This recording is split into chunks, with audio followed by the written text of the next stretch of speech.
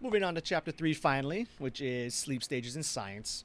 And a couple things I want to point out about this chapter before we dive in.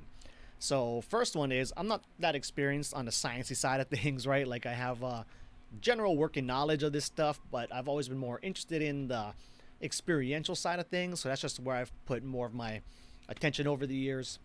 And then second is it actually throws into question a lot of my long-held beliefs and assumptions I've had about this stuff, in particular when it comes to the sleep stages. So I thought that'd be a good place to start. I'll just kind of go over the 5 different stages and point out where, my thoughts differed from the book. So we have stage 1, which is where hypnagogia is. A good hallmark of stage 1 is when participants get woken up in it. They oftentimes will report back like, oh, shoots, I wasn't actually asleep yet, right? Even though they consider it stage 1 asleep, a lot of times participants don't really feel like they're asleep. Yeah, they're lost in hypnagogia while that shit's going on. Then you have stage 2. So a good hallmark of stage 2 is when they drop into that stage, and they define these stages by dominant brain waves, right? So you're sleeping in a lab, you got these things on your head reading your brain waves, and that's when they can tell what stage you're in. Anyway, so a hallmark of stage 2 is that when participants drop onto that stage and they get woken up, they very oftentimes will report back, okay, now I was asleep, right? Now, when it comes to stage 2, I always assumed that stage 2 still had hypnagogia going on in it. And I thought this because, because of the vanishing point, right? I'd be playing in hypnagogia and I'd decide when, like, okay, I could tell myself really wanting to fall into a deeper stage of sleep, and I could actually decide when to turn the lights off, okay? And I've always assumed that, turning the lights off was like deep dreamless sleep level, so stages 3 and 4.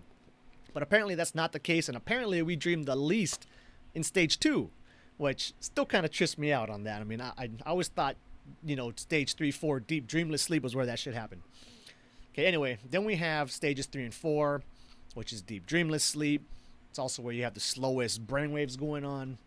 And man, for the longest time, I mean, this still is kind of my goal. I'm not that big into the Buddhist side of things, but I love Andrew Holochek's work. He's one of the first guys I've ever started following.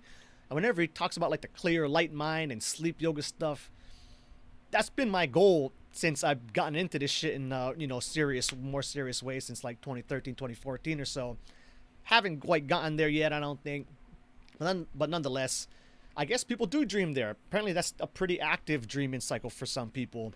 Where I guess you could have sleep yoga stuff going on there, from my understanding. But also like parasomnias go on there, so that's like sleepwalking, bedwetting, night terrors and shit. Where, I guess if you're doing that stuff, some kind of dream shit's going on up there to make you do it, I would assume, and we'll cover that again when we get to that part of the chapter. Then you have stage 5, which is REM, right? And then coming out of REM, we have hypnopompia. And yeah, I guess that's it.